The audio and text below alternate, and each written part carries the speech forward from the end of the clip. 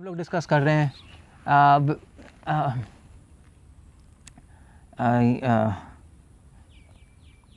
विश्वनाथ चक्रवर्ती ठाकुर ने किताब लिखी है भक्ति रसामृत सिंधु बिंदु। विश्वनाथ चक्रवर्ती ठाकुर इसके ऑथर हैं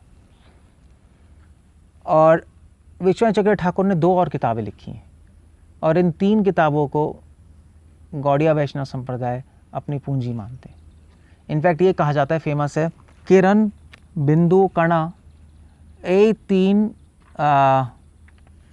किरण बिंदु कणा ए 3 निये वैष्णव कैसे ए 3 हाँ ए 3 निये वैष्णव अपना। तो कह रहे हैं कि किरण बिंदु और कण ये 3 किताबें हैं जो कि विश्वनाथ चक्रवर्ती ठाकुर ने लिखी है। या ए 3 निये वैष्णवपणा, हाँ किरण बिंदु का ना ए 3 निये वैष्णवपणा, ये 3 किताबें हैं। अगर आपके पास 1 पैसा है, पढ़ा अप्रॉक्सीमेटली चलो 1 पैसा मान लो उस टाइम के हिसाब से, अगर 1 पैसा है तो आप वैष्णव बन सकते हो, क्योंकि 1 पैसे में तीनों किताबें आ जाएंगी, काम खत्म।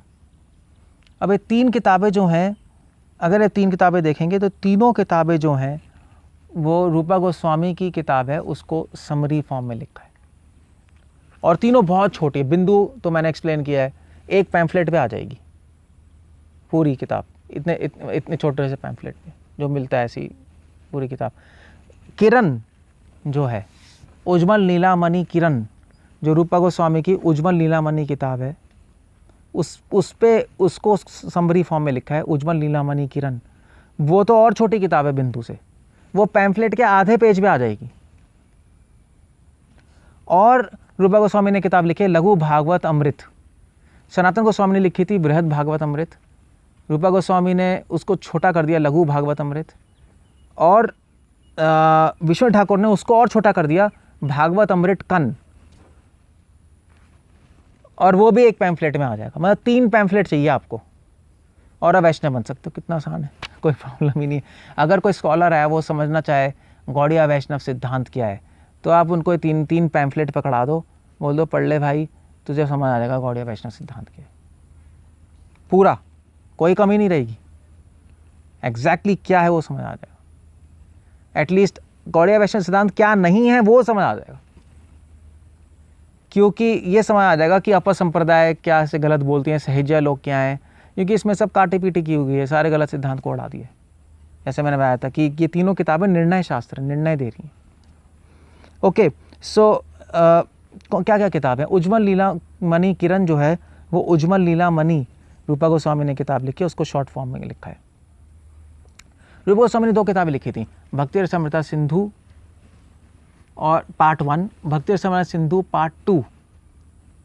वो ऐसा था क्योंकि भक्ति सिंधु में तो उन्होंने दास्य रस, साखे रस, वात्सल्य रस और माधुर्य रस थोड़ा सा एक्सप्लेन किया, और फिर रूपा गोस्वामी ने बोला कि ये माधुर्य रस जो है, क्योंकि ये सबको पता नहीं लगना चाहिए, बहुत रहस्यमयी है, बहुत सारी चीज़ें हैं जो कि बहुत गूढ़ रहस्य है, और सब रेडी भी नहीं है राधा कृष्ण के इस संबंध को समझने के लिए, सबका अधिकार भी नहीं है।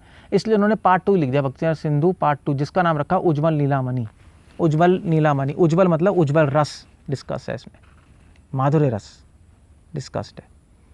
तो उसमें उन्होंने डिटेल्स में बताया कितने टाइप के गोपियाँ हैं, क्या उनका सेंटिमेंट्स है, कितने टाइप के कृष्ण है हीरो, कितने टाइप के पर्सनालिटीज़ में बिहेव करते हैं वो। तो उसको विश्वनाथ ठाकुर ने स्मॉल में लिख दिया।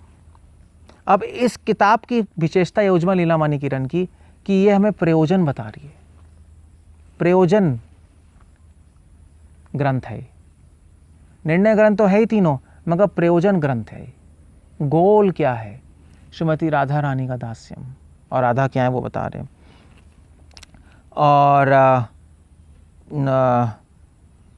इस किताब के एंड में विश्वनाथ चक्रवर्ती ठाकुर लिख रहे हैं तद आलोक्य,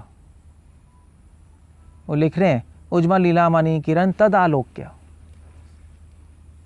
और वो खुद लिख रहे हैं कि ये मैं किताब क्यों लिख रहा हूँ, ये किताब इसलिए लिख रहा हूँ तद आलोक्य, कि जिससे लोगों को भक्ति के पथ, भक्ति का पथ दिखाई, इससे लोगों को प्रयोजन दिखाई दे, भक्ति का पथ कहाँ अंत हो रहा है, भक्ति का मार्ग कहाँ अंत हो रहा है, गोल क्या है हमारा, उस गोल को आलोकित करने के लिए, दिखाने के लिए, जो कि राधा दास्यम है, जो प्रेम है, इसलिए मैंने ये किताब लिखी है। और इस किताब में विशेषता यह है, उज्ज्वल लीलामणि किताब आप पढ़ नहीं सकते क्योंकि वो तो बहुत हाई है, क्योंकि इसमें गोपी भाव और बहुत सारी चीज़ें हैं।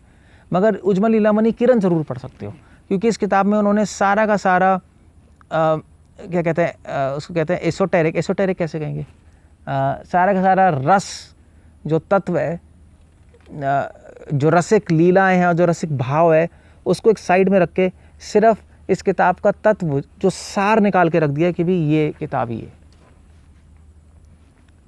या यूँ समझ लीजिए विश्वनाथ ठाकुर के नोट्स हैं ये तीनों बुक्स, नीलामणि, किरण, बिंदु और कणा, नोट्स हैं। अब आप सी सोचिए, अगर आप रूपा गोस्वामी की किताब पढ़ रहे हो भक्ति सिंधु, या उज्ज्वल लीलामणि पढ़ रहे हो और उस पर नोट्स बनाने हो, तो बनाने की जरूरत नहीं, रेडीमेड नोट्स हैं। और विश्वनाथ चक्रवर्ती ठाकुर के नोट्स से अच्छे नोट्स क्या होंगे।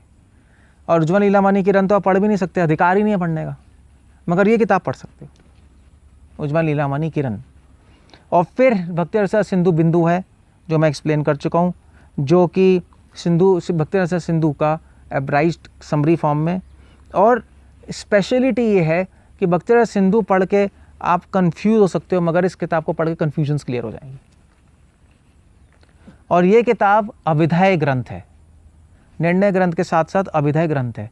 ये किताब भक्ति मार्ग प्रदर्शनम, भक्ति मार्ग का प्रदर्शन करती है, भक्ति मार्ग प्रवर्तितम, भक्ति मार्ग पे चलने का रास्ता दिखाती है, अभिधाय। और आखिरी है भागवत अमृत कना, जो कि लघु भागवत अमृत की समरी है। और इस किताब में संबंध बताया गया, संबंध ग्रंथ है निर्णय ग्रंथ के साथ साथ। और इसके अंत में आखिरी श्लोक में विश्वनाथ ठाकुर लिख रहे हैं, मणि कांचनम एवं अनुसूयता, कह रहे हैं ये किताब हीरो की तरह है, जो कि एक गोल्डन ब्रेसलेट में रखे गए हैं, जो कि कंगन में लगाए हुए हैं, जैसे औरतों के होते हैं कंगन में हीरे होते हैं। हर हीरा क्या है, एक एक हीरा क्या है, एक एक हीरा संबंध ज्ञान है। कृष्ण संबंध ज्ञान एक हीरा है, राधा संबंध ज्ञान एक हीरा है, गोपी संबंध ज्ञान एक हीरा है, वो सारे हीरे हैं और उससे कंगन बना हुआ है। संबंध ज्ञान पूरित हो जाएगा इससे। तो आप देख रहे हो 3 किताबें, प्रयोजन ग्रंथ, अभिदय ग्रंथ, संबंध ग्रंथ, यही तो चाहिए भगवान तक पहुंचने के लिए। इसलिए अगर हम ये पढ़ लेंगे तीनों किताबें जो विश्वनाथ ठाकुर ने लिखी है, स्पेशली जो भक्ति रस सिंधु बिंदु है जो अभिदय दिखा रही है, तो हमें गौड़िया वैष्णव सिद्धांत का पूरा ओवरव्यू मिल जाएगा। भक्ति रस सिंधु बिंदु अकेले नहीं है, वो इन दोनों किताब के साथ कनेक्टेड है, प्रयोजन और संबंध। और इन तीनों को पढ़ के हमारी ट्रिनिटी, हमारी 3 बास्केट, त्रिपिटका जैसे बुद्धिस्ट की होती है, पढ़ के हम गौड़िया वैष्णव सिद्धांत को ग्रैस्प कर सकते हैं, समझ सकते हैं, अपने जीवन में लगा सकते हैं और भगवान का प्रेम प्राप्त कर सकते हैं। हरे कृष्णा। श्रील प्रभुपाद की।